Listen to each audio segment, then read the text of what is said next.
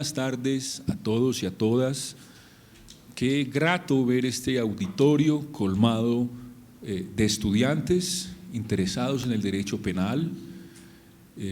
Nos alegra muchísimo comenzar este semestre con este encuentro científico, académico e internacional.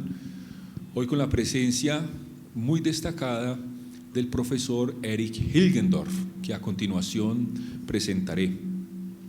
Primero quiero darle las gracias también a nuestro señor decano, el doctor Hernán Gonzalo Jiménez, que muy amablemente nos está acompañando en esta presentación, y por supuesto también a los profesores que se han acercado, a nuestra directora de investigaciones, profesores del Departamento de Derecho Penal, doctorandos de nuestro programa de doctorado en Derecho, estudiantes de maestría y estudiantes de pregrado. Qué grato encontrarlos a todos de nuevo en el comienzo de este semestre. Para empezar entonces, antes de entrar en materia, quiero darle la palabra al señor decano, que nos va a extender unas palabras de bienvenida, agradeciéndole por supuesto su presencia y apoyo a la actividad. Muchas gracias, doctor John.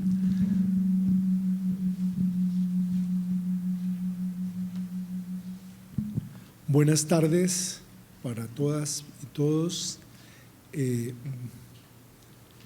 día de hoy tenemos un acto académico muy importante y queremos en primer lugar darle la bienvenida al profesor Erich Hilgendorf, quien nos va a acompañar en este acto académico a través de un tema supremamente importante, muy moderno y sobre todo muy necesario dentro de todo el análisis que debemos hacer frente a los temas penales.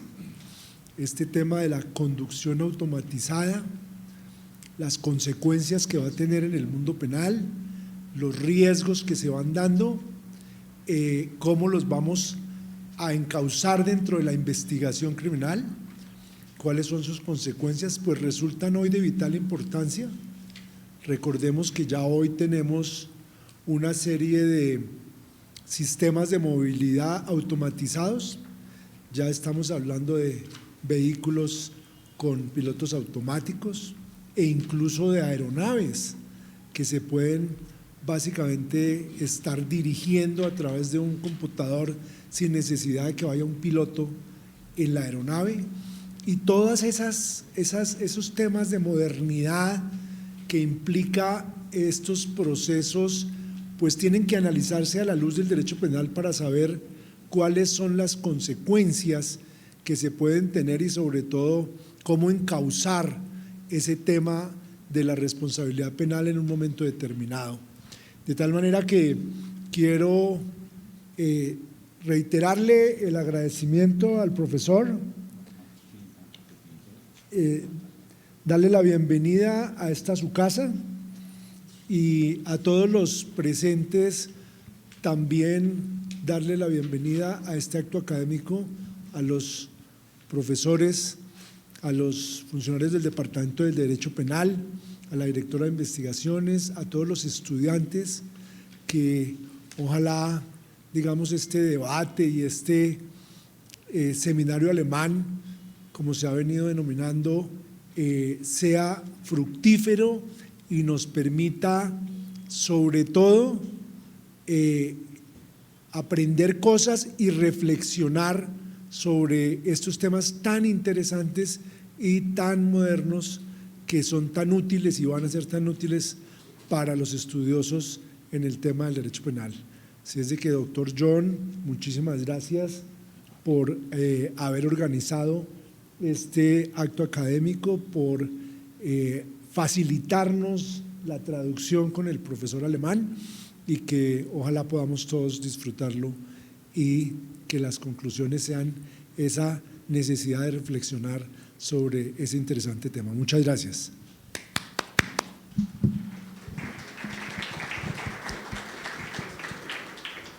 Bueno, muchísimas gracias, doctor Hernán Gonzalo. y muy especialmente por su continuo, permanente y decidido apoyo a las actividades del Departamento de Derecho Penal. Bueno, sin más preámbulos, entonces vamos a dar la palabra al profesor Eric Hilgendorf.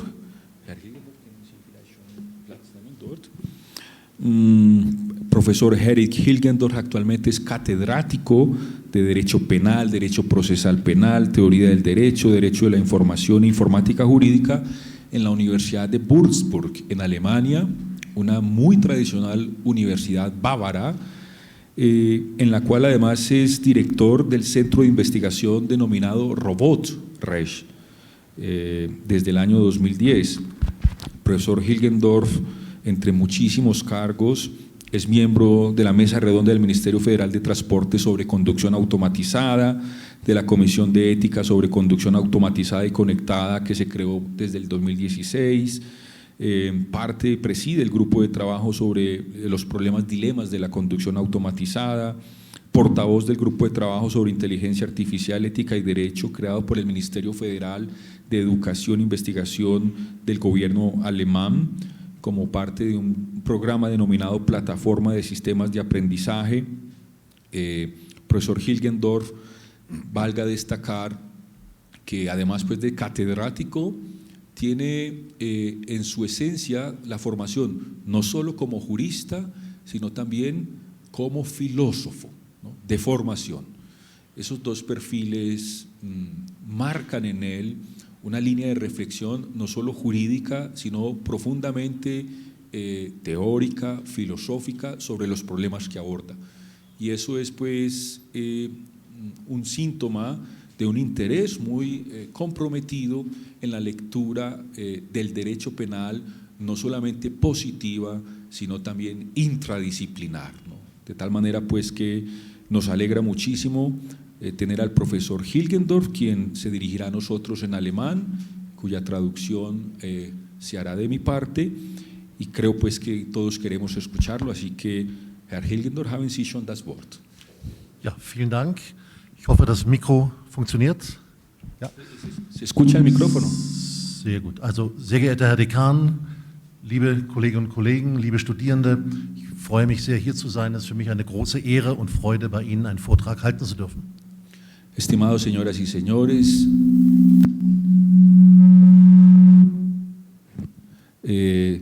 respetado señor decano, para el profesor Hilgendorf es un placer, pero además un honor estar acá con todos nosotros. Doppelten Entschuldigung beginnen. Erstens, ich muss auf Deutsch sprechen, weil ich Spanisch nicht gut kann. Ich habe gestern angefangen, Spanisch zu lernen. Was ich gelernt habe, reicht noch nicht aus, um heute hier einen Vortrag zu halten. El profesor Hilgendorf quiere comenzar con una disculpa doble. La primera porque se va a dirigir a ustedes en alemán y no español, pero se alegra de contarles que el día de ayer comenzó a aprender español con su llegada a Colombia. Die zweite Entschuldigung betrifft meinen Fitnesszustand. Ich bin erst gestern angekommen, bin noch sehr stark unter Jetlag. Für mich ist es jetzt schon fast Nacht und wir hatten eben gerade ein großes Mittagessen und ich fühle mich ein bisschen erschöpft und müde, deswegen stehe ich jetzt auch hier, aber ich glaube trotzdem, dass ich Ihnen einen schwungvollen Vortrag halten kann. Su segunda disculpa es en torno a su condición física. Él llegó el día de ayer desde Alemania y todavía goza de lo que se llama el jet lag, así que para él en este momento es de noche en Alemania y puede representar un factor de cierto cansancio, frente a lo cual sin duda su motivación se impondrá para la presentación que hará a continuación. Mein Thema ist die digitale Transformation im Straßenverkehr unter besonderer Berücksichtigung von Dilemmaproblemen. El tema del profesor Hilgendorf es la transformación digital en el tráfico vial, con especial atención de los dilemas y problemas de la conducción automatizada. Auch und gerade im Bereich der Mobilität führt die Digitalisierung zu gewaltigen Veränderungen. Das automatisierte Fahren ist derzeit in Europa in aller Munde. Erst im Sommer 2017 hat der Gesetzgeber eine Reform des Straßenverkehrsrechts beschlossen, um automatisiertes Fahren auf Deutschlands Straßen zu ermöglichen. Es handelt sich allerdings nur um einen ersten Schritt, dem weitere folgen müssen. También, pero especialmente en el ámbito de la movilidad, la digitalización está provocando enormes cambios. La conducción automatizada actualmente está en boca de todos. Ya desde el verano del 2017, el legislador alemán aprobó una reforma a la denominada Ley del Tráfico para permitir, autorizar la conducción automatizada en las carreteras alemanas. Sin embargo, eso es solo un primer paso del que se seguirán otros adicionales. Jede Auseinandersetzung mit dem automatisierten Fahren setzt zunächst einige begriffliche Klärungen voraus. Die Rede vom automatisierten Fahrten ist eigentlich ein Pleonasmus, denn streng genommen bewegten sich schon die allerersten Automobile automatisiert. Dennoch verwendet der Gesetzgeber in Europa seit einiger Zeit den Ausdruck automatisiert zur Kennzeichnung der neuen Formen von Mobilität auf der Straße. Auf dieser Grundlage werden verschiedene Automatisierungsgrade oder Automatisierungsstufen unterschieden, vom allein durch den Fahrer gesteuerten Fahrzeug über das assistierte, das teilautomatisierte, das hochautomatisierte und schließlich das vollautomatisierte Fahrzeug. Der Ausdruck autonomes Fahren wird Roboterfahrzeugen vorbehalten. Cualquier debate sobre la conducción automatizada requiere primero una aclaración conceptual. Hablar de conducción automatizada es un pleonasmo, ya que en sentido estricto los primeros automóviles fueron automatizados. Sin embargo, los legisladores llevan tiempo utilizando el término automatizado para describir nuevas formas de movilidad en el tráfico vial. Sobre esa base se distinguen diferentes niveles de automatización, desde el vehículo controlado únicamente por el conductor hasta la conducción asistida o parcialmente automatizada o totalmente automatizada y por último altamente automatizada. El término conducción autónoma se reserva por lo tanto solo para los vehículos robotizados. Demgegenüber finden sich in der Literatur durchaus unterschiedliche Verständnisse von autonomem oder teilautonomem Fahren. In der Wirtschaft wird teilweise von pilotiertem Fahren gesprochen. Dieser Ausdruck hat den Vorteil, dass damit die Parallele zum Luftverkehr deutlich markiert wird, wo die Automatisierung bereits seit langem weit fortgeschritten ist. In der Presse finden sich daneben ein weites Spektrum anderer Ausdrücke, etwa Roboterfahrzeug oder selbstfahrendes Auto. Am klarsten und technisch unverfänglichsten dürfte es sein, vom Fahren unter Einsatz autonomer Systeme zu sprechen. Die autonomen Systeme sind in der Lage, im Einzelfall intelligente Entscheidungen zu treffen, ohne dafür auf menschliche Input angewiesen zu sein. Sie können vielmehr mittels ihrer hochentwickelten Sensorik eigenständig Informationen aufnehmen, sie sachangemessen bearbeiten und zu ebenfalls sachangemessenen Reaktionen gelangen.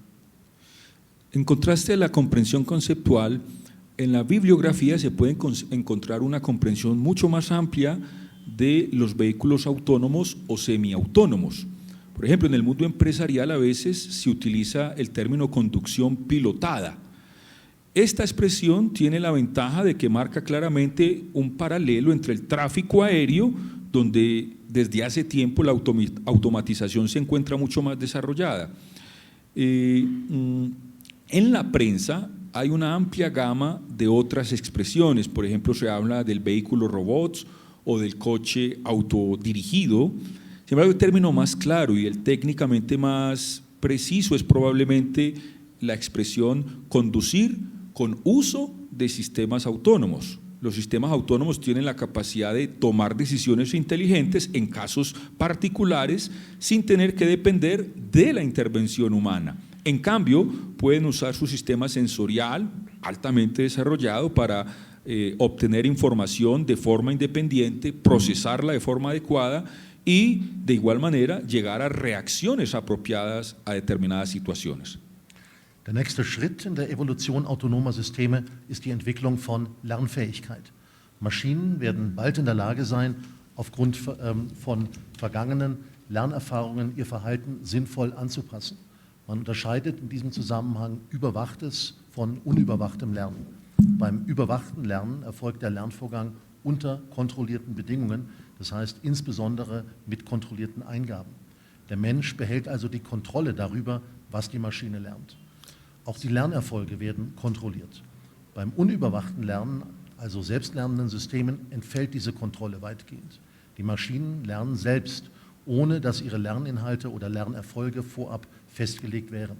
Auch eine Ergebniskontrolle findet nicht statt. Derartige Lernprozesse sind praktisch nicht mehr steuerbar. Ihre rechtliche Bewertung steht noch ganz am Anfang. Doch dürfte feststehen, dass bei der Zulassung derartiger Systeme und ihrer Verwendung in sicherheitsrelevanten Bereichen äußerste Zurückhaltung angebracht ist.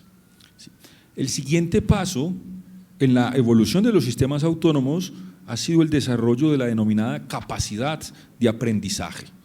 Las máquinas pronto están en capacidad de realizar ajustes muy significativos en su comportamiento basados en las experiencias tenidas, ¿no? En ese contexto se hace una distinción entre el aprendizaje que está supervisado, controlado, y el aprendizaje no supervisado, controlado.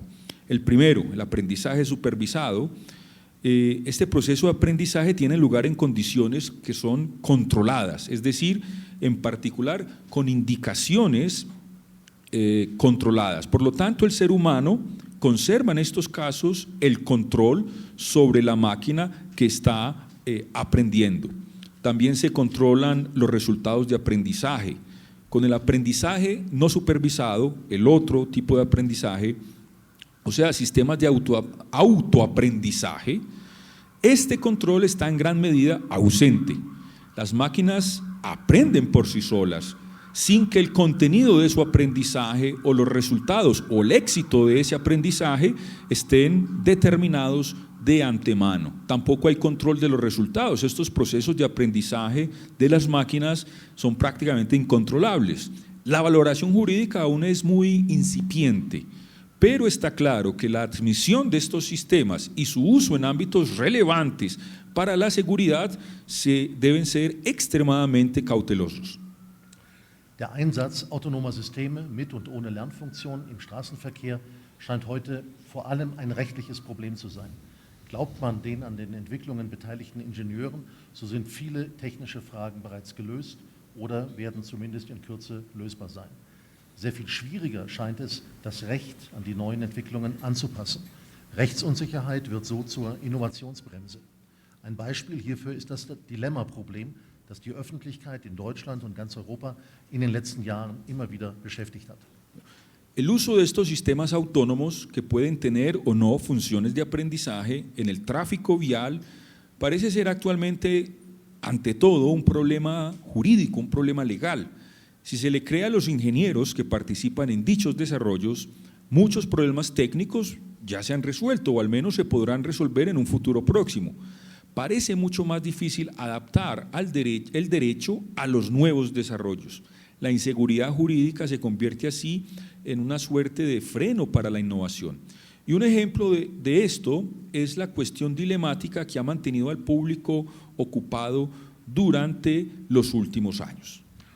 Es ist bemerkenswert, dass sich die öffentliche Diskussion in Deutschland das automatisierte und vernetzte Fahren nicht, wie ein unbeteiligter Beobachter vielleicht hätte vermuten können, an den dadurch eröffneten Möglichkeiten weitreichender paternalistischer Eingriffe in die Freiheit der Mobilität oder an den Gefahren von Cybereingriffen auf den vernetzten Straßenverkehr entzündete, sondern an einer kaum jemals direkt praxisrelevanten theoretischen Fragestellung, dem Dilemma-Problem. Im Kern geht es hier um die Frage, ob bzw. unter welchen Umständen Maschinen über Leben und Tod von Menschen entscheiden dürfen. Derartige Probleme dürften sich in Zukunft gerade in der Medizin stellen. Man denke nur an Verfahren automatisierter Organverteilung. Der Lösung des Dilemma-Problems kommt damit eine weit über die Strafrechtsdogmatik, ja weit über die Rechtsdogmatik hinausreichende Bedeutung zu. Es geht um die gesellschaftliche Akzeptanz entscheidungsfähiger autonomer Systeme in nicht trivialen Umgebungen. Vor allem um die Dilemmafrage zu lösen, hat das deutsche Bundesverkehrsministerium im Herbst 2016 eine Ethikkommission zum automatisierten und vernetzten Fahren eingesetzt. Ich selbst war eines der Mitglieder dieser Kommission.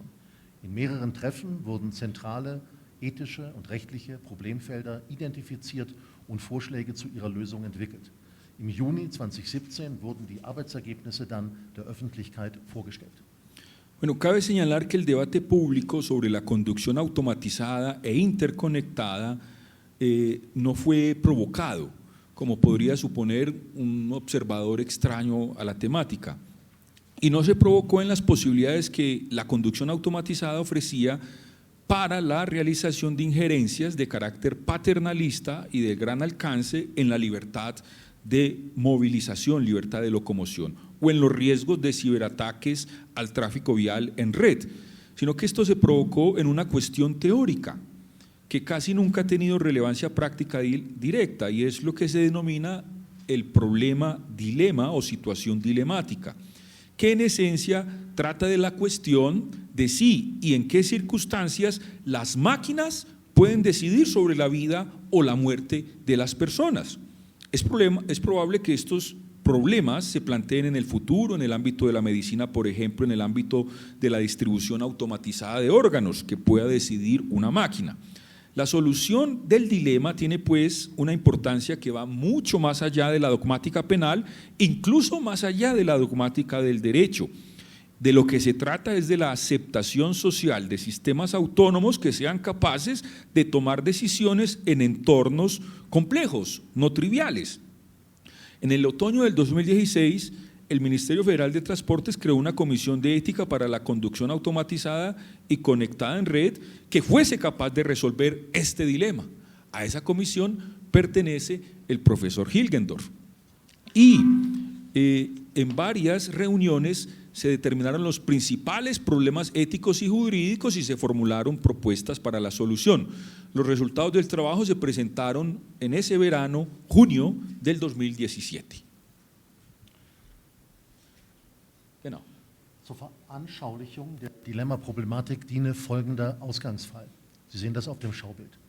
Ein Fahrzeug mit einem autonomen Ausweichsystem nähert sich mit hoher Geschwindigkeit einer Unfallsituation. 2 Personen liegen bewusstlos auf der Straße. Ein vollständiges Abbremsen des Fahrzeugs ist nicht mehr möglich. Der Wagen kann allerdings noch nach links ausweichen, wohin sich ein drittes Unfallopfer hat retten können.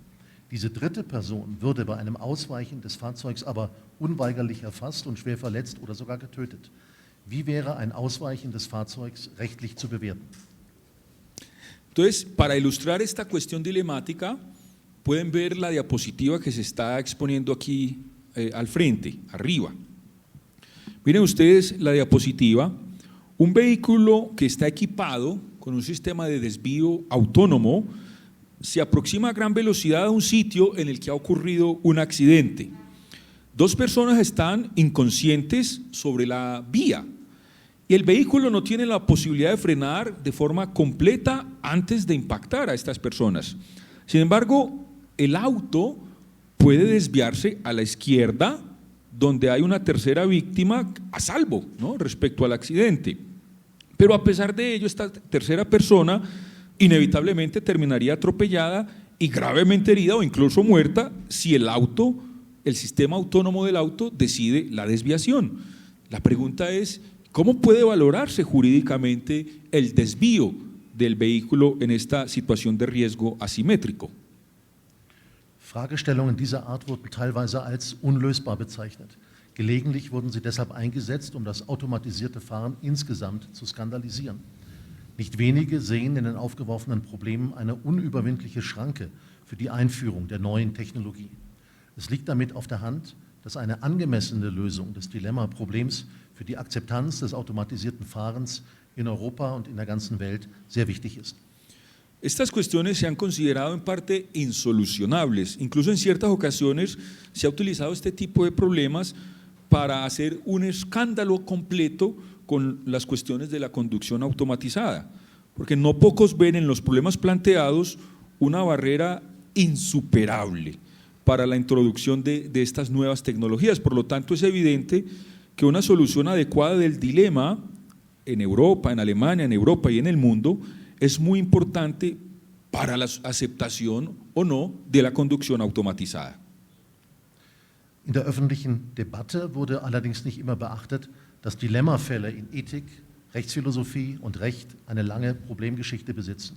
Von der bereits in der Antike diskutierten Konstellation der Planke des Karneades über die Kannibalismusfälle im 18. und 19. Jahrhundert, die Debatte um die Geisteskrankenmorde im Dritten Reich bis hin zu den vor dem Hintergrund der Geisteskrankenmorde entwickelten Weichenstellerfall von Hans Welzel, der unter der Bezeichnung Trolley-Problem von der britischen Philosophin Philippa Foot 1967 in den angelsächsischen Sprachraum übertragen wurde. Sehr wichtig ist auch die Entscheidung des deutschen Bundesverfassungsgerichts zum Luftsicherheitsgesetz, in der Abwägungsfragen zu Leben gegen Leben eine große Rolle gespielt haben. 2009 hat der deutsche Wissenschaftler Zimmermann eine umfassende Analyse von Rettungstötungen aus strafrechtlicher Sicht vorgelegt. 2011 folgte ein weiteres Buch zum Lebensnotstand. In jüngster Zeit wurde das Problem durch Ferdinand von Schirach in einem Theaterstück mit dem Titel Terror publikumswirksam aufbereitet. A pesar de lo anterior, en el debate público no siempre se ha captado que los casos dilemáticos en la ética, en la filosofía jurídica, tienen una larga historia problemática. Desde, por ejemplo, la constelación de la tabla de Carneades, ya discutida en la antigüedad, también en nuestros cursos de parte general, hasta casos de canibalismo en los siglos XVIII y XIX, o el debate sobre los homicidios de enfermos mentales en el Tercer Reich, hasta el denominado caso del guardavías, que plantease en su momento el profesor Hans Welzel, desarrollado en el contexto de enfermos mentales, asesinatos de enfermos mentales, que luego la filósofa británica Philippa Foot trasladó al espacio anglosajón en 1967 con el nombre del dilema del tranvía o trolley problem. También es muy importante para esta cuestión la decisión que tomó el Tribunal Constitucional Federal Alemán sobre la denominada Ley de Seguridad Aérea, en la que las cuestiones de ponderación vida contra vida fueron un tema central y desempeñaron un papel muy importante en la decisión. En el 2009 también un jurista alemán de apellido Zimmermann presentó un análisis exhaustivo de los asesinatos en acciones de salvamento desde la perspectiva jurídico-penal. Y a ello se siguió en el año 2011 el trabajo de Botz sobre el estado de necesidad cuando está en juego la salvación de una vida. Recientemente, Ferdinand von Schirach abordó el problema en una obra que se intituló Terror, la cual pues además tuvo un gran atractivo para el público en general. Die Debatte die Planke des Karneades geht zurück auf ein Fallbeispiel, das der griechische Philosoph Karneades in der Mitte des 2. vorchristlichen Jahrhunderts bei seinem Besuch in der neuen Welthauptstadt Rom entwickelte. Nach einem Schiffsbruch treiben 2 Schiffsbrüchige im Mittelmeer auf einer Planke. Eine Rettung ist nicht in Sicht. Die Planke saugt sich mehr und mehr mit Wasser voll und vermag bald nur noch einen Schiffsbrüchigen zu tragen. Darf der eine Schiffsbrüchige den anderen ins Wasser stoßen, um sich selbst zu retten? Und welchem der beiden soll dieses Vorrecht zugestehen? Oder ist es ethisch und rechtlich vorzugswürdig, wenn beide ertrinken? El debate sobre la tabla de Carneades se remonta a un caso desarrollado por un filósofo griego de apellido Carneades a mediados del siglo II a.C., durante su visita a lo que en su momento fue la nueva capital del mundo, Roma. Después de un naufragio, 2 náufragos flotan en una tabla en el Mediterráneo y no hay la posibilidad de una acción de salvamento, un rescate pronto. Entonces la tabla se llena cada vez de más agua y pronto solo puede soportar a uno de los 2 náufragos. Aquí la pregunta es, ¿puede un náufrago empujar a otro al agua para salvarse él mismo? ¿Cuál de los 2 puede tener el privilegio de salvarse?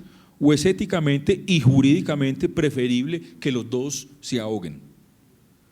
In der deutschen Rechtswissenschaft wird dieses Problem heute ganz überwiegend so gelöst, dass die Tötung des einen Schiffsbrüchigen durch den anderen rechtswidrig bleibt, also von der Rechtsordnung nicht gebilligt wird.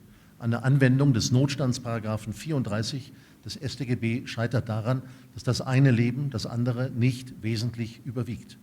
Möglich ist nur eine Entschuldigung. Wegen der extremen Notlage wird dem Täter kein persönlicher Vorwurf gemacht, sodass er nicht bestraft wird. Diese Bewertung hat sich im Grundsatz auch das Bundesverfassungsgericht in seiner Entscheidung zum Luftsicherheitsgesetz angeschlossen. Der Abschuss einer vollbesetzten Passagiermaschine bleibt rechtswidrig, auch dann, wenn nur dadurch eine große Zahl anderer unschuldiger Menschen gerettet werden kann. En la actualidad, la opinión dominante entre los juristas alemanes resuelve este problema de forma tal que el asesinato de un náufrago por el otro sigue siendo antijurídica. Es decir, no está permitido por el ordenamiento jurídico. La aplicación del parágrafo 34 del Código Penal alemán no tiene lugar porque una vida no prevalece sustancialmente sobre otra vida. Por lo tanto, aquí solo es posible una exculpante. Debido a la situación de extrema necesidad, al autor no se le reprocha personalmente, por lo cual no resulta punible, pero según el parágrafo 35 del mismo código alemán. Es decir, es un estado de necesidad exculpante. En principio, el Tribunal Constitucional Federal también estuvo de acuerdo con esta apreciación jurídica en la decisión que tomó respecto a la denominada Ley de Seguridad Aérea. La cuestión allí fue: ¿es posible derribar un avión de pasajeros completamente ocupado cuando se ponen en vida otras vidas con este vuelo? Para el Tribunal Constitucional sigue siendo antijurídico el derribo del avión, incluso si es la única manera de salvar a otro gran número de personas que son inocentes. Diese in der Rechtswissenschaft und auch der Rechtsprechung vorherrschenden und auch hier geteilten Position, diese Position kann als Ausdruck des juristischen Humanismus verstanden werden. Und ihr liegen die Erfahrungen mit den totalitären Regimen des 20. Jahrhunderts zugrunde. Angesichts der Schrecken der stalinistischen und vor allem der nationalsozialistischen Verbrechen sollte der absolute Wert jedes Individuums in einer Weise anerkannt und gesichert werden, die über den Schutz der seit der Aufklärung anerkannten Menschenrechte noch hinausgeht. Dazu wurde der Schutz der Menschenwürde mit Artikel 1 des deutschen Grundgesetzes an prominenter Stelle in die Verfassung aufgenommen und, anders als bei den Grundrechten, jede Einschränkung der Menschenwürde für rechtswidrig erklärt. Ein derart weitgehender Schutz ist allerdings offenkundig nur dann praktikabel, wenn der Schutzbereich nicht zu weit ausgestaltet wird. Es verdient deshalb besondere Beachtung, dass die bundesdeutsche Rechtsprechung schon früh die Opferung Unschuldiger zugunsten einer größeren Zahl anderer Unschuldiger für rechtswidrig, weil ihre Menschenwürde verletzend einstufte. Diese Rechtsprechung fand den Beifall der Rechtswissenschaft und bildet bis heute die Basis des Verrechnungsverbots. Esta posición, poner una vida contra vida, es antijurídico, pero puede ser exculpado, ¿no? Es una posición mayoritaria en la jurisprudencia alemana y entre los juristas, y también la comparte el profesor Hilgendorf. Y esta posición puede entenderse como una expresión del denominado humanismo jurídico y se basa fundamentalmente en las experiencias que se vivieron con los sistemas totalitarios del siglo XX, también conocido en Alemania. Ante los horrores de los crímenes estalinistas y sobre todo nacionalsocialistas, había que asegurar el valor absoluto de cada individuo de una manera que fuese incluso más allá de la protección que ofrecen los derechos humanos reconocidos desde la Ilustración. Y a tal efecto, la protección de la dignidad humana se ha incluido en un lugar prominente de la Constitución alemana, se ubica en el artículo 1. Y a diferencia de los derechos fundamentales, cualquier restricción a la dignidad humana es ilegal. Es evidente que una protección tan amplia solo es viable si el ámbito de protección no resulta tan demasiado extenso. Merece especial atención el hecho de que la jurisprudencia alemana consideró ilegal el sacrificio de personas inocentes en beneficio de un mayor número de personas, también inocentes, por atentar contra su dignidad humana. Esta jurisprudencia fue aplaudida por muchos juristas y hasta el día de hoy sigue siendo la base de la denominada provisión de compensación vida por vida. Ich würde an der Stelle gerne ein bisschen von Manuskript abweichen, wenn Sie das erlauben, Herr Zulager, ja, und das Problem auch mal zur Abstimmung stellen. Also wir gehen davon aus, dass ein Auto auf der Straße automatisiert fährt und es kommt an eine Situation, in der 2 Personen bewusstlos auf der Straße liegen, eine dritte Person hat sich an den Straßenrand retten können. Soll das Auto so programmiert werden, dass es weiterfährt und die 2 auf der Straße befindlichen überfährt und tötet? Oder soll das Auto so programmiert werden, dass es nach links ausweicht und nur diese eine Person tötet? Frage ich mal, ¿eh? Ja, ich frage, ja, übersetzen Sie erst und dann fragen. Ok, entonces el profesor quiere un poco también medir sus apreciaciones. Ya ven la diapositiva, está el auto A que se dirige a una situación donde hay 2 personas sobre la vía.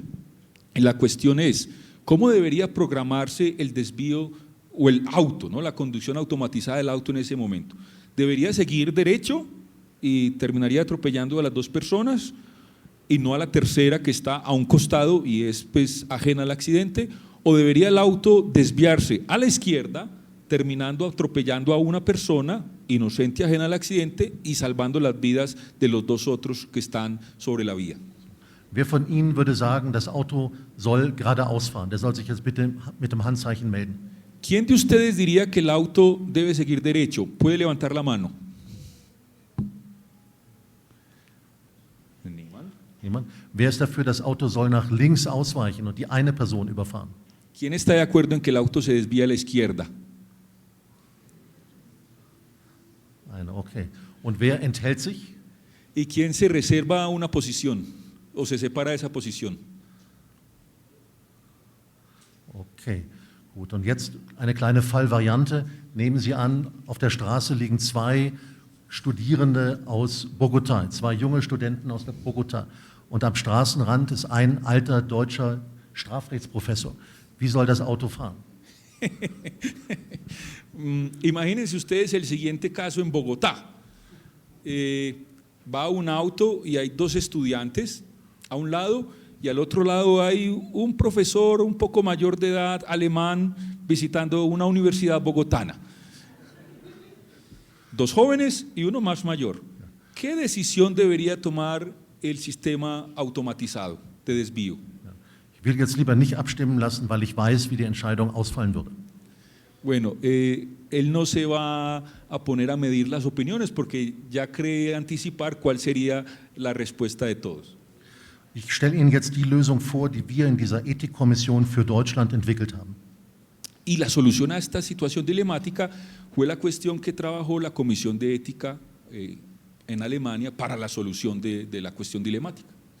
Eine Lösung des Dilemmaproblems sollte mindestens folgende 3 Voraussetzungen erfüllen. Erstens, die Lösung sollte dogmatisch anschlussfähig sein, das heißt, sich in das überkommene und bewährte System juristischen Argumentierens einfügen. Zweitens muss jede Lösung mit den rechtsstaatlichen Grundlagen unserer Rechtsordnung, insbesondere mit den Prinzipien der Menschenwürde, den Menschenrechten und der Rechtsstaatlichkeit vereinbar sein. Drittens, und dieser Gesichtspunkt spielt ebenfalls eine große Rolle, sollte eine Lösung des Dilemmaproblems praktikabel sein. Das heißt, sie muss in der Praxis umgesetzt werden können. Entonces, una situación a esta cuestión dilemática debe cumplir por lo menos 3 condiciones. Primero, la solución debe ser dogmáticamente asimilable, ¿no?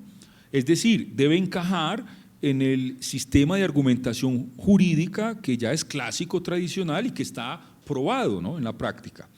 En segundo lugar, cualquier solución debe ser compatible con los fundamentos éticos jurídicos del ordenamiento jurídico y especialmente con el principio de la dignidad humana, los derechos humanos, el Estado de Derecho. Y en tercer lugar, y este aspecto también juega un papel importante, una solución al problema dilema debe ser practicable, es decir, debe ser posible de llevarla a la práctica. Dilemmasituationen sind nicht nur im Straßenverkehr häufig. Darf man bei einer Bergwanderung mit Kindern in eine verschlossene fremde Hütte einbrechen oder muss man, von einem Unwetter überrascht, die Nacht bei eisiger Kälte im Freien verbringen? Oder darf man ein angreifendes Tier töten und in Kauf nehmen, dass ein Menschenleben gefährdet wird? In derartigen Fällen gilt in der deutschen Rechtsordnung das Prinzip des geringeren Übels. In einer Notlage, in welcher man, egal wie man sich verhält, ein Rechtsgut verletzen muss, ist es geboten, zu versuchen, den angerichteten Schaden so gering wie möglich zu halten. Daraus ergibt sich unter anderem, dass Personen stärker zu schützen sind als Sachen. Sí. Estas situaciones dilemáticas no son solo comunes en el tráfico vial, tráfico por carretera. Aquí viene la pregunta si se le permite a alguien, por ejemplo, incursionar en una cabaña de una persona ajena que se encuentra cerrada con llave en medio de una caminata que desarrolla aquella otra persona por la montaña con niños, o tiene que pasar la noche afuera bajo un frío glacial en caso de que lo sorprenda una tormenta, ¿no? O, por ejemplo, ¿es lícito matar a un animal que ataca a otro o se debe aceptar que ponga en peligro la vida de una persona? Esas son situaciones dilemáticas. En estos casos, el ordenamiento jurídico penal alemán aplica un principio y se llama el principio del menor daño. Y en una situación de necesidad en la que, como sea que se actúe, hay que intentar que el daño causado sea el menor posible. De ello se desprende, entre otras cosas, que las personas deben ser protegidas con más fuerza que cosas muebles. Sehr schwierig sind die Fälle zu beurteilen, in denen Leben gegen Leben steht. Überträgt man die bei den tradierten Dilemmafällen erarbeiteten Wertungen auf das Dilemmaproblem beim automatisierten Fahren, so ergibt sich, dass der Wagen nicht ausweichen und Person 1 schwer verletzen oder töten darf, um die Personen 2 oder 3 zu retten. Eine entsprechende Programmierung wäre also rechtswidrig. Es handelt sich um eine asymmetrische Gefährdungslage, in welcher durch ein Umsteuern die Überlebenschancen zu Lasten des Geopferten neu verteilt würden.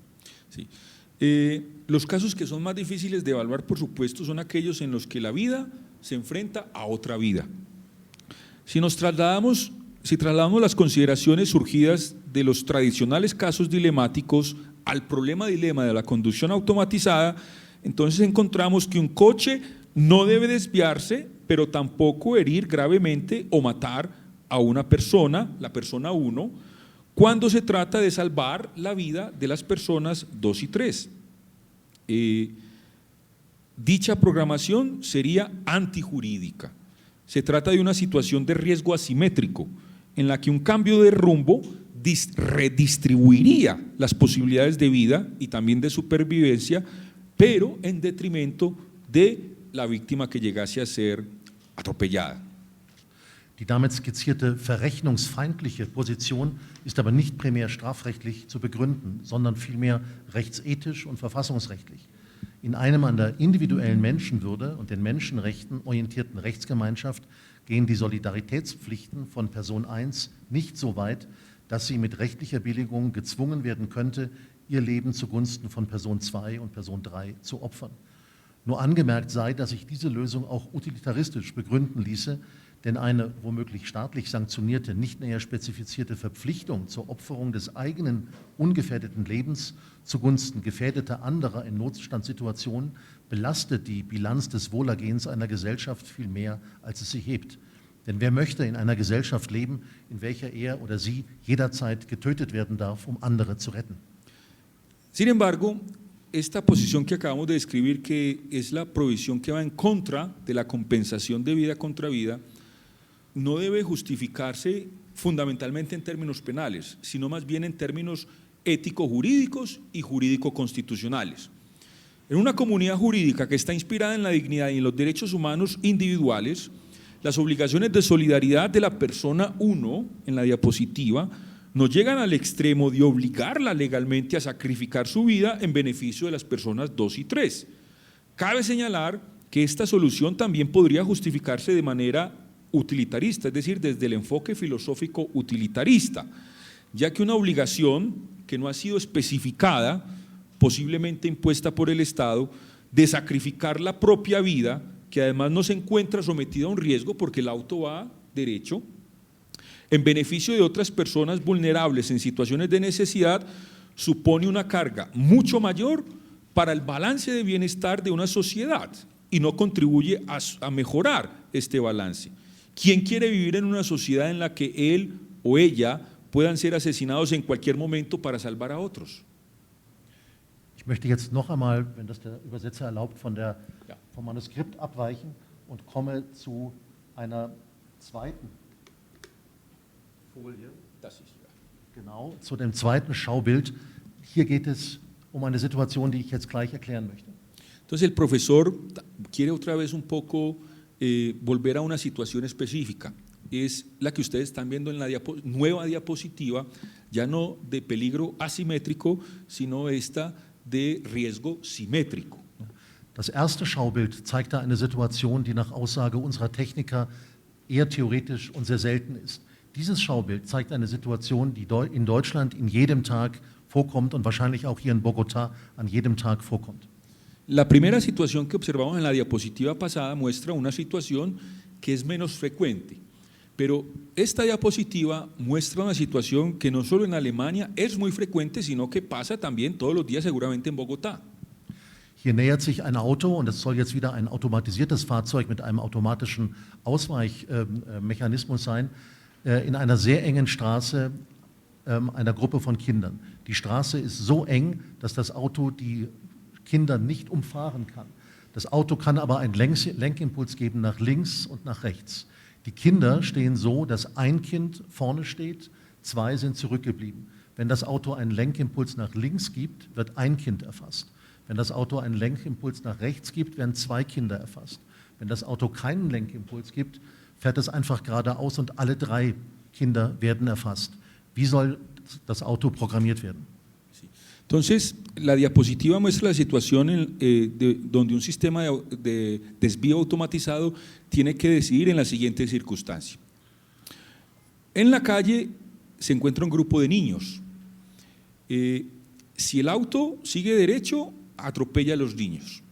Pero si se programa el auto para desviarse a la derecha, atropellará a 2 personas más. Y si se desvía a la izquierda, atropellará a una otra persona diferente. En cualquier dirección que tome, podrá atropellar a alguien.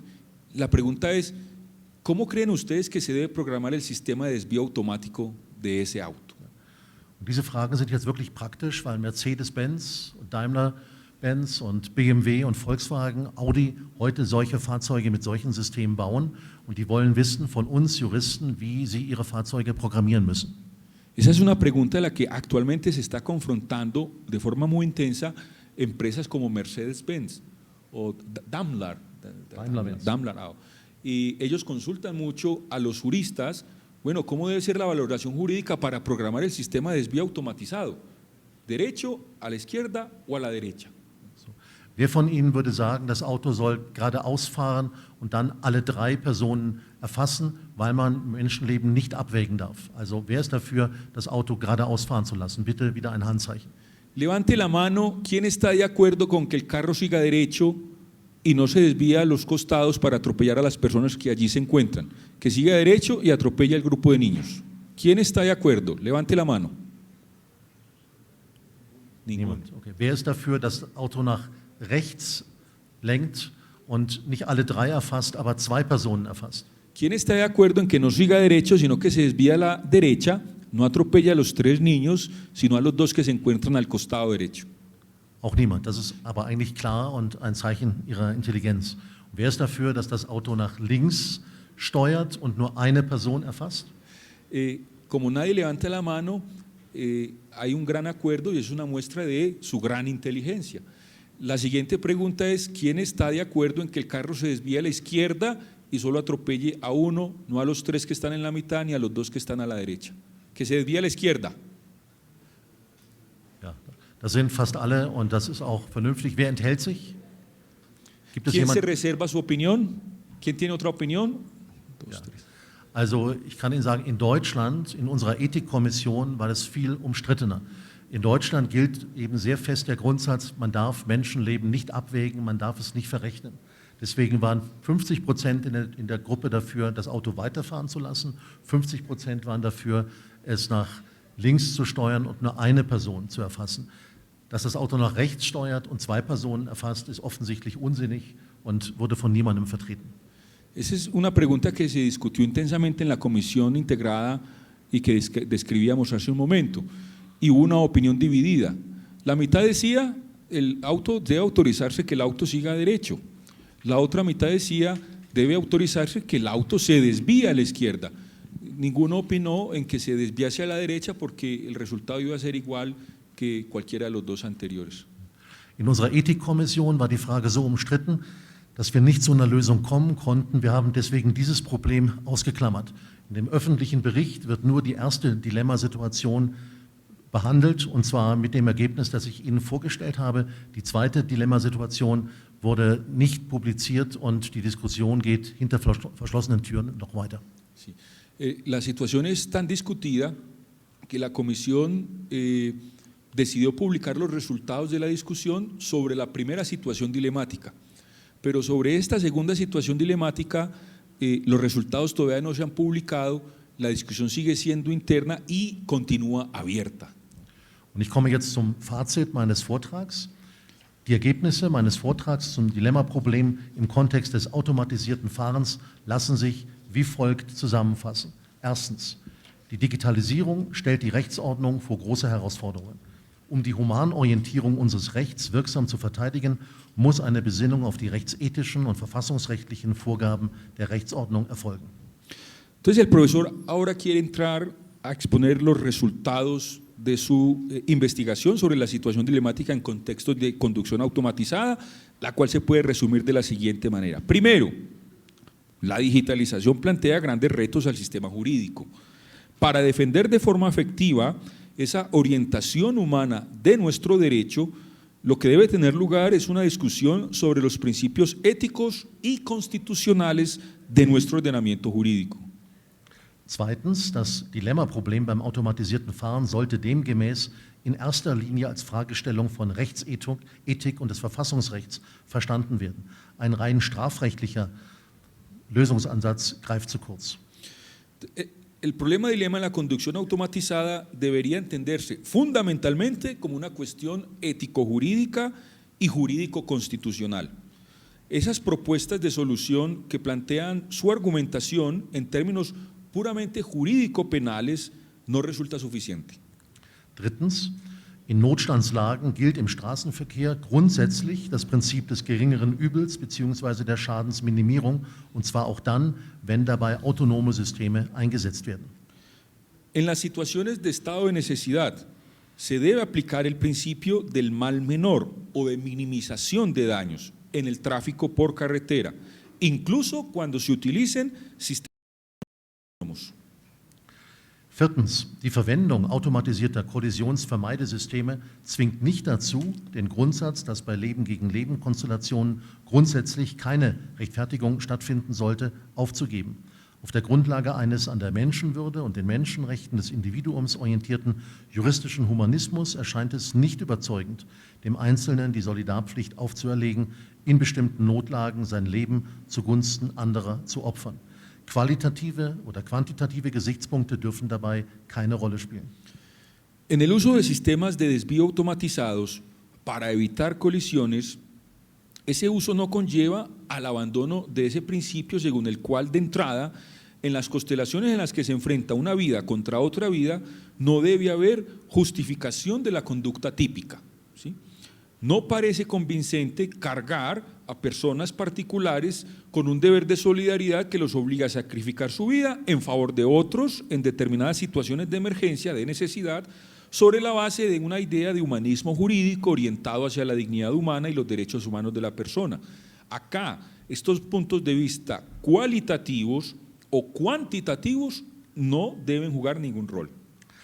Fünftens, dagegen sollten quantitative Gesichtspunkte bei symmetrischen Gefahrenlagen, also bei dem Schaubild 2, in denen sich sämtliche Beteiligten von vornherein in gleicher oder zumindest vergleichbarer Gefahr befinden, berücksichtigt werden. Wenn schon Unschuldige getötet oder schwer verletzt werden müssen, dann muss meines Erachtens zumindest versucht werden, die Zahl der unschuldigen Opfer so gering wie möglich zu halten. Diese rechtsethische Überlegung dürfte sich auch verfassungsrechtlich begründen lassen. Al contrario, los aspectos cuantitativos que se consideran, por ejemplo, en las situaciones de peligro simétricos, como en la segunda diapositiva, pueden tenerse en cuenta en situaciones de este tipo, o sea, peligros simétricos, en las que todos los implicados desde el principio corren el mismo peligro, o al menos un peligro comparable. Si hay que matar o herir gravemente a una persona inocente, al menos hay que intentar que el número de víctimas inocentes sea el menor posible. Es probable que esta consideración, que es ético-jurídica, también pueda justificarse desde el punto de vista constitucional. Alles in allem dürfte die hier vorgestellte Lösung den eingangs aufgestellten Adäquatheitsbedingungen genügen. Sie fügt sich in das überkommene strafrechtsdogmatische System ein. Sie ist vereinbar mit unseren rechtsethischen Grundsätzen und darüber hinaus auch praktikabel. Natürlich wird die akademische Diskussion in Deutschland, aber auch in Kolumbien weitergehen. Für die Praxis ist jedoch zunächst einmal eine Basis gefunden, auf der die technische Entwicklung voranschreiten kann. En definitiva, la solución acá presentada, expuesta, debería alcanzar para pensar condiciones de adecuación como las expuestas al comienzo de la conferencia. Estas condiciones se inscriben en un sistema clásico de la dogmática penal y es compatible con los principios ético-jurídicos, pero además resulta practicable. Por supuesto que el debate académico en Alemania, también aquí en Colombia, va a continuar, no está cerrado. Sin embargo, a efectos prácticos, ante todo aquí se ha encontrado una base sobre la que puede avanzarse sobre la que puede respaldarse el desarrollo técnico, fundamentalmente. Damit bin ich am Ende meines Vortrags angelangt. Ich bedanke mich herzlich für Ihre Aufmerksamkeit und freue mich auf Ihre Fragen. De esta manera hemos llegado al final de la conferencia. El profesor Hilgendorf les agradece enormemente por su atención y quedamos atentos a sus preguntas para la discusión. Herzlichen Dank, Herr Professor Hilgendorf.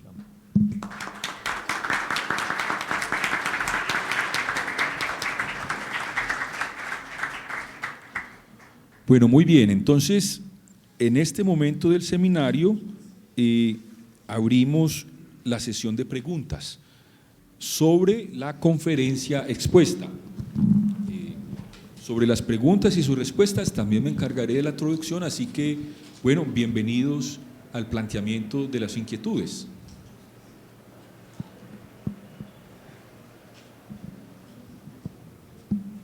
No hay un micrófono, David, ¿sí, cierto? ¿Quién levantó la mano?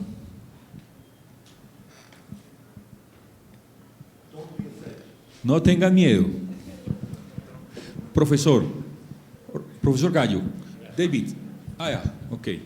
Y luego profesor Juan David. Bueno, nosotros estamos en una serie de dilemas bien importantes y obviamente que están tocando a fondo los desarrollos informáticos tecnológicos del mundo.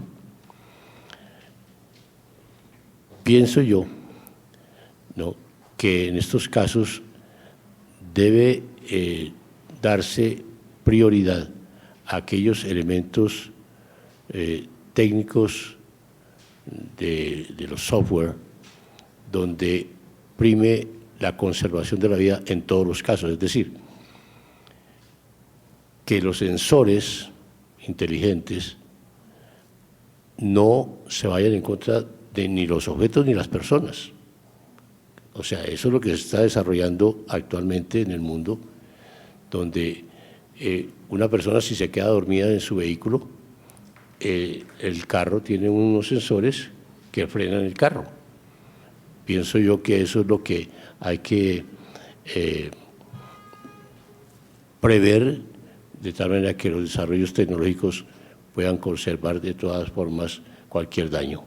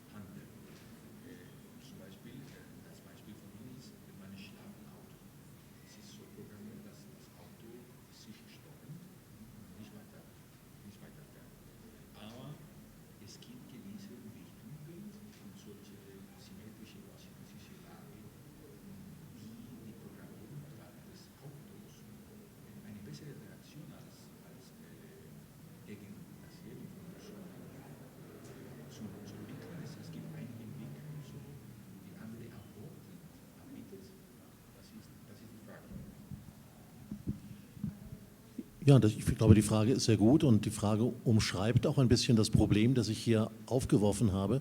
Und nach meiner Meinung ist der Grundsatz, den Sie aufgestellt haben, dass das Leben der oberste Wert ist und auch bleiben soll, ein Gesichtspunkt, der auch hier weiter gilt. Diese neue Technologie fordert uns heraus, unsere Wertungen zu überdenken, aber die Wertungen sind an sich gut und sie sollten in Zukunft transportiert werden. Und das bedeutet, wenn ein automatisiertes Fahrzeug entscheiden muss zwischen einem Leben und der Zerstörung einer Sache, muss die Sache zerstört werden, das Leben wird geschützt. Wenn Leben gegen Leben steht, soll das Fahrzeug nicht entscheiden, sondern weiterfahren. Aber in Extremsituationen, etwa hier beim Dilemma-Problem 2, da wird es schwierig, weil wir hier mit neuen Fragen beschäftigt sind. Und hier muss man meines Erachtens dann doch anfangen, Leben zu quantifizieren, um, wenn schon Unschuldige getötet werden müssen, zumindest möglichst wenig Unschuldige zu töten. El profesor está muy de acuerdo con el enfoque de principio que usted plantea y es sin duda que en principio y por principio debe primar la vida, ¿sí? Pero lo que se ha discutido y es la situación problemática frente a la que se confrontan estas nuevas tecnologías es de situaciones extremas, donde no hay la posibilidad de tomar una decisión de forma programada a favor del respeto de una vida. En esas situaciones extremas, en cualquier caso, el auto colisionará. Y esas son situaciones extremas que plantean una nueva pregunta y que conllevan a una situación inevitable. Lo que termina es cuantificándose la vida. Frente a ese tipo de circunstancias, por lo menos debe haber un principio de entrada que informe la reacción de los sistemas automatizados, y es el principio del menor daño posible. Profesor Juan David. Bien, mi pregunta es la siguiente. Estos problemas, estos dilemas han sido tratados pues desde hace muchos años por la filosofía moral, y realmente pues estas decisiones tan extremas pues generalmente las tienen que tomar seres humanos, pues un médico, un bombero, un maquinista, pues es la persona que en estas situaciones extremas tiene que tomar pues esta clase de decisiones, ¿sí? Y pues digamos que pues la mente humana puede llegar a una alternativa que conserve ambas vidas, ¿sí? El problema es cuando se añade una nueva variable, digamos, pues a estos dilemas, y pues es la máquina automatizada, programada, ¿cierto? Mi pregunta es la siguiente: ¿realmente es responsable delegar esta clase de decisiones a máquinas automatizadas que realmente no pueden, digamos, pensar por fuera de la caja, pues para digamos, utilizar esa expresión? Si realmente no deberíamos esperar un desarrollo tecnológico mucho más avanzado, digamos, para delegarles a estas máquinas esa decisión.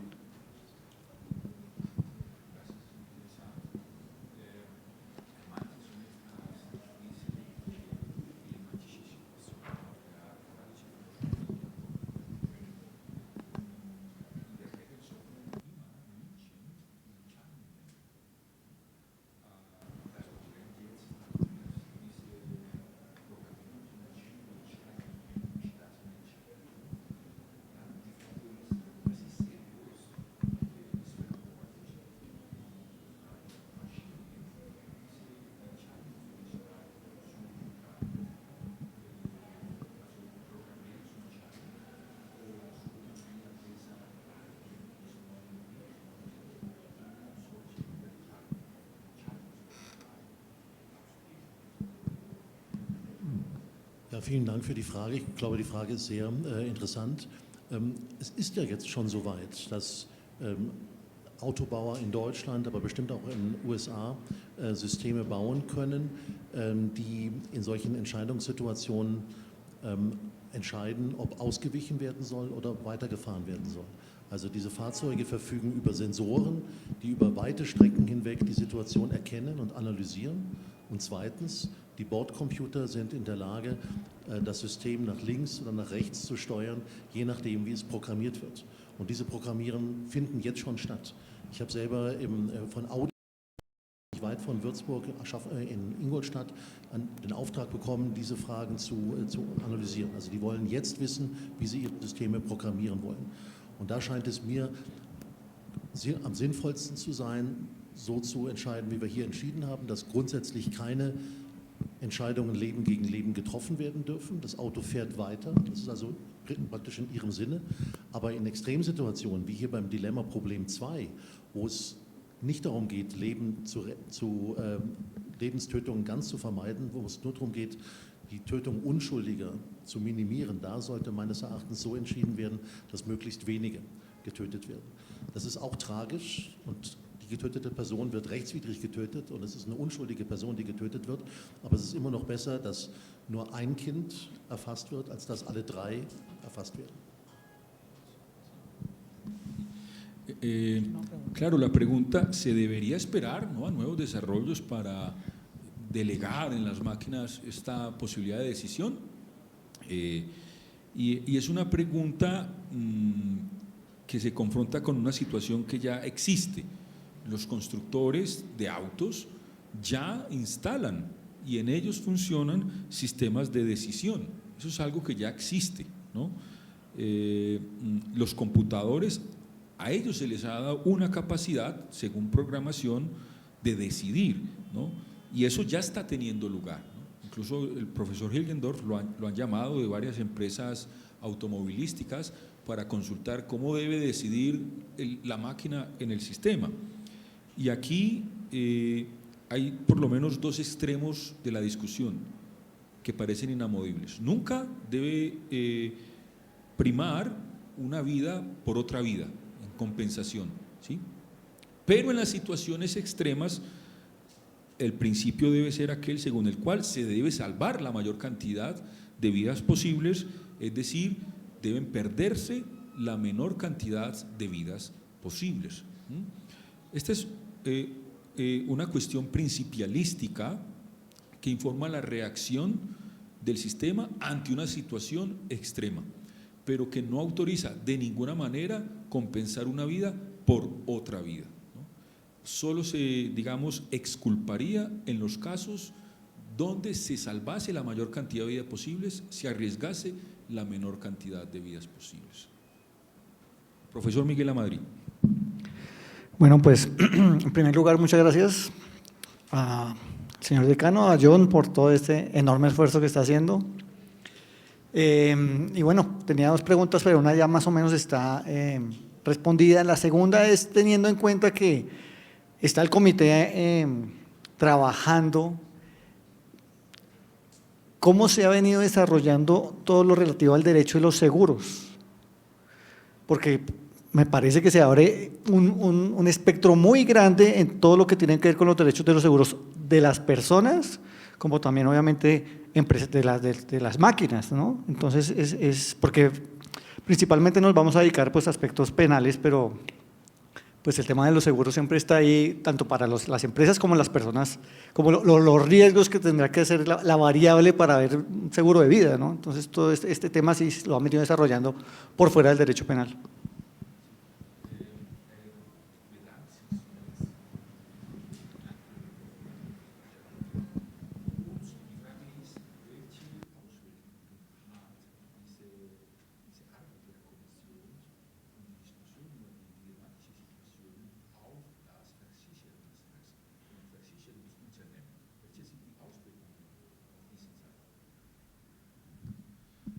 Ja, es ist so, dass Versicherungen die ganze Diskussion sehr, sehr aufmerksam verfolgt haben, weil Versicherungen nur dann zur Zahlung verpflichtet werden können, wenn der Schadensfall rechtswidrig ist. Also die Versicherungen sind sehr daran interessiert, eine Klärung darüber zu bekommen, was rechtmäßig ist und was nicht rechtmäßig ist.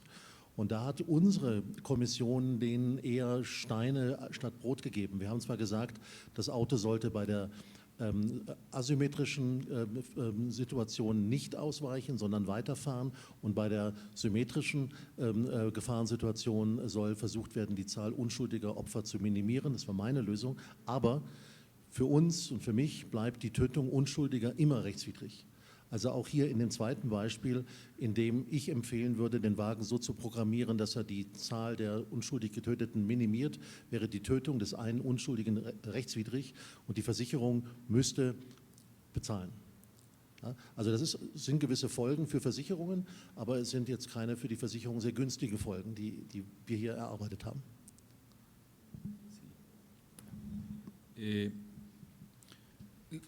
Esa es una pregunta muy interesante, ya creo que lo pudiste entender, pero la situación es problemática en el ámbito de los seguros porque estos solo pagan fundamentalmente, en principio, cuando se trata de acciones culposas. In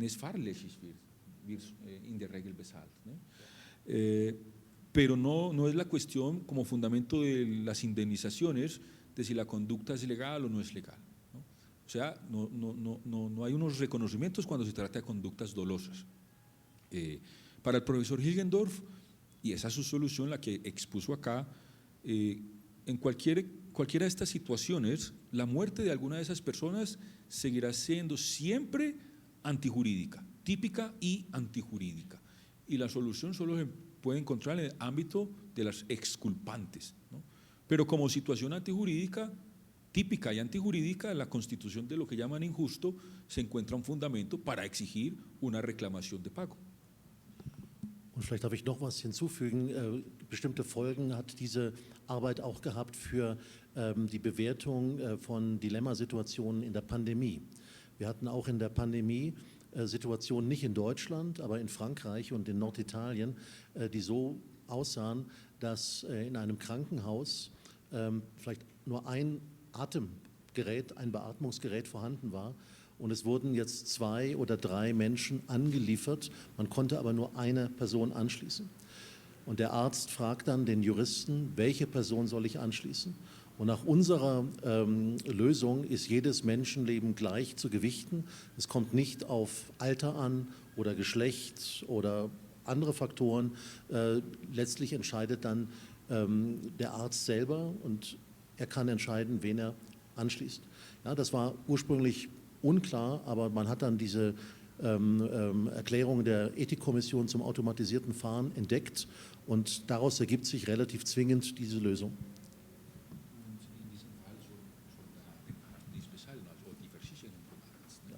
Der Arzt entscheidet eigenständig, er wählt aus und das wäre dann strafrechtlich gesehen sogar eine rechtfertigende Pflichtenkollision und der Arzt ist gerechtfertigt. Der Arzt handelt nicht rechtswidrig, sondern rechtmäßig.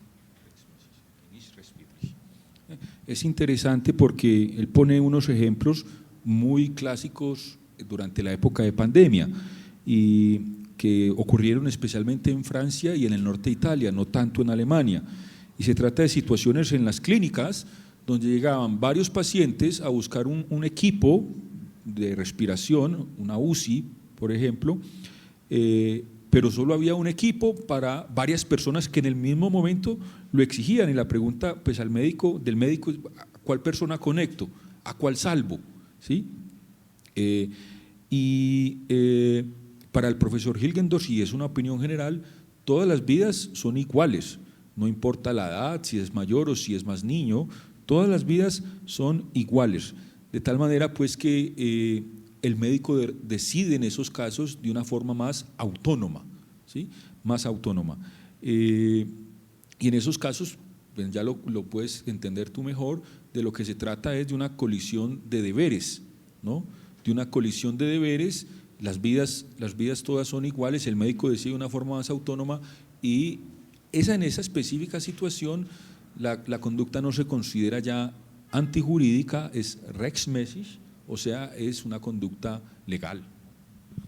Aber auch da kann man dann komplexe Fälle bilden, zum Beispiel wieder der Fall, es gibt in dem Krankenhaus nur ein Atemgerät, es werden 2 Personen angeliefert, die beide für ihr Überleben das Atemgerät benötigen.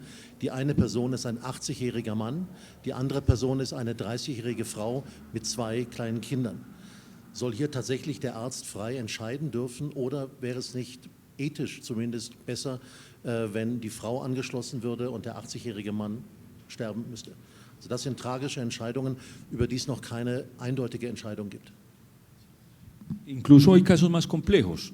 Se trata de aquellas situaciones donde hay un equipo y 2 personas. Una de ellas es una mayor, hombre de 80 años, y la otra es una mujer de 30 años y con hijos. El médico tiene que decidir conectar a uno de los 2. ¿Cuál debe ser la decisión del médico?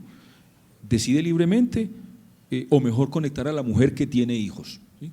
Esas son situaciones complejas, por supuesto mucho más difíciles que el caso anterior y en la que actualmente no hay de forma pacífica una respuesta clara.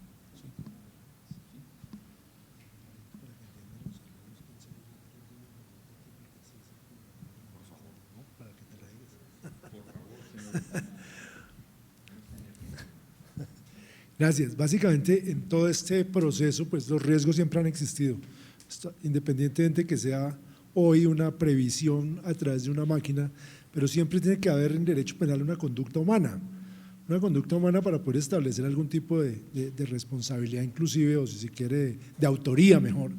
Entonces uno se pregunta, en este caso, por ejemplo, se insiste que de todas maneras hay una conducta típica y antijurídica. ¿Quién sería el autor de la conducta típica?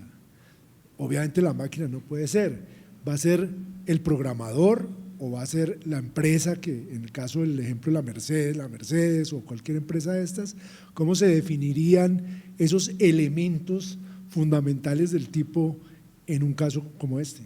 Das ist eine interessante Frage. In manchen Situationen,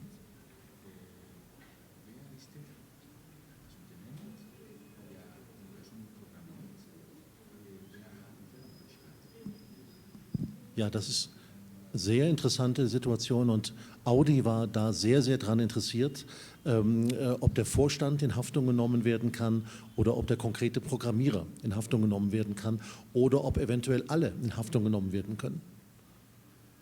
Und die Antwort war, dass hier die allgemeinen strafrechtlichen Regeln gelten. Das heißt, der Programmierer ist der Sachnächste, der kann in Verantwortung genommen werden. Wenn der Vorstand des Unternehmens davon aber wusste, das vielleicht sogar so befohlen hat, dann könnte unter Umständen auch der Vorstand in Haftung genommen werden. Aber so weit sind wir zum Glück in Deutschland nie gekommen. Es gab keine Strafverfahren. Sí, que es una situación muy interesante en la que la pregunta es quién responde, o la empresa o el programador, y entonces el profesor dije, rigen reglas generales del derecho penal y de la dogmática penal, ¿sí? Por regla general responde el programador, ¿sí? Si se traslada, que no existe aún en Alemania, esos casos no se han presentado en Alemania, no hay procesos penales de este tipo, la responsabilidad a la directiva de la empresa, a los directivos de la empresa, se haría sobre la base fundamentalmente de acciones dolosas, han actuado intencionalmente para que fuese así. Entonces, sí, sin duda que es una situación problemática, pero siguiendo esas reglas generales de imputación jurídico-penal, la responsabilidad en principio entonces sería del programador. Sin embargo, dice el profesor que en Alemania no hay hasta el momento procesos penales con base en este tipo de situaciones. Yo, mientras… Por favor. Voy a salir. Doctor, una pregunta. ¿Comprometer la integridad de los pasajeros sería el menor riesgo según lo diagramado? Sí, o sea, comprometer la vida de las personas que están dentro del vehículo sería el mal menor dentro de lo que está diagramado.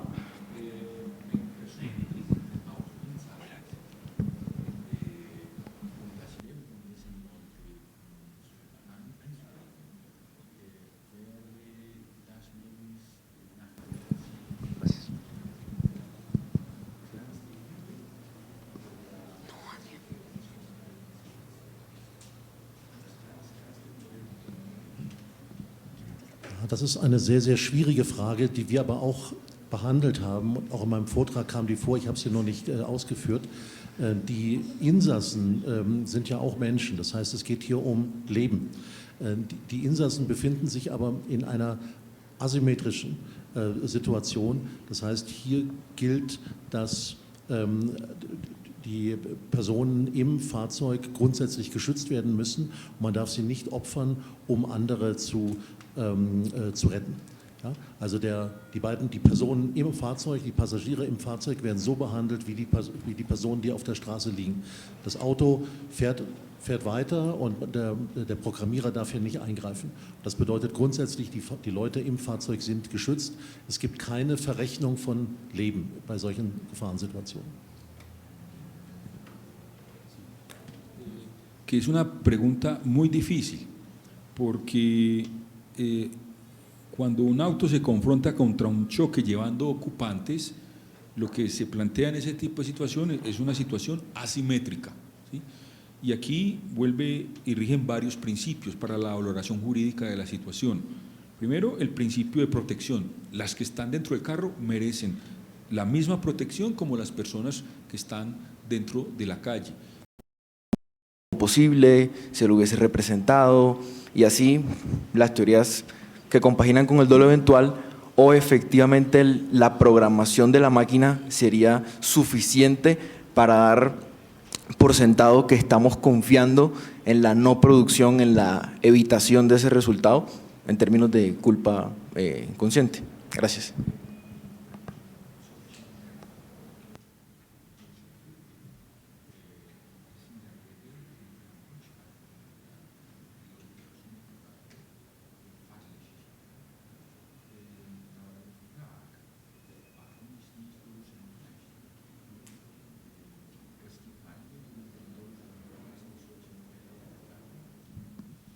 Ja, auch das ist eine sehr gute Frage. Ich denke, wenn man auf den Einzelfall abstellt, dann kann man argumentieren, der Programmierer konnte nicht sicher voraussehen, dass an diesem Ort zu dieser Zeit eine solche Situation auftreten würde. Das war also dann allenfalls fahrlässig, vielleicht noch nicht mal das. Aber statistisch gesehen wird ja eine Programmierung nicht nur in ein Fahrzeug eingebaut, sondern in 10.000 oder 100.000 Fahrzeuge, die dann auf den Straßen in Deutschland unterwegs sind. Und dadurch ist es dann statistisch gesehen fast sicher, dass diese Programmierung in einem konkreten Fall zu einem tödlichen Erfolg führt. Und da meine ich, kann man dann durchaus Dolus Eventualis vertreten. Das heißt, über Vorsatz und Fahrlässigkeit können wir den Programmierer nicht entlasten. Das können wir meines Erachtens nur über die Figur des erlaubten Risikos. Sí, bueno, el profesor dice que ese tipo de resultados lesivos por un programador no se puede prever con total certeza, ¿no? Con total seguridad, y que además estadísticamente se trata fundamentalmente de sistemas muy seguros, porque no se trata de la construcción de un solo sistema, sino que hay 10.000, 15.000 sistemas en autos que están circulando en la calle y no pasa nada, ¿sí? Sin embargo, para la opinión del profesor Hilgendorf, la posibilidad de considerar dolo eventual sería en los casos en los que fuese previsible el resultado, ¿sí? Y estadísticamente, entonces, si eso es así, el resultado puede ser previsible o no. Las estadísticas dan esos parámetros. Sería una posibilidad de fundamentar el dolo eventual, ¿sí? Pero lo cierto es que el programador no se puede desprender de una valoración en su acción dolosa o culposa, ¿sí? Esa discusión del aspecto subjetivo está ligada a la acción del programador. El asunto pasa por la fundamentación del dolo eventual. Aber wie gesagt, zu diesen Fragen gibt es auch in Deutschland keine etablierte herrschende Meinung. Es gibt Einzelstimmen, es gibt Diskussionen, aber alles ist noch offen. Und wir wären sehr interessiert daran, dass vielleicht auch Sie hier in Kolumbien sich mit diesen Fragen beschäftigen und uns Ihre Lösung zur Kenntnis bringen und so vielleicht helfen, die richtige Lösung zu finden. No, el profesor quiere dejar claro pues que en Alemania sobre este tipo de problemas no hay una opinión pacífica o dominante. Y se alegraría mucho de que algunos de ustedes se ocuparan con este tipo de problemas y le propusiesen, exponiesen las soluciones de los respectivos casos, que serían muy útil para Alemania, ¿no? Bueno, muchas gracias a todos y a todas por su asistencia, una muy interesante jornada, muy internacional también, bilingüe, en la que seguramente han aprendido algo de alemán. Sie haben heute viel Deutsch gelernt. Y les agradecemos pues por su participación al profesor Hilgendorf, muchas gracias, y lo despedimos con un fuerte aplauso por su...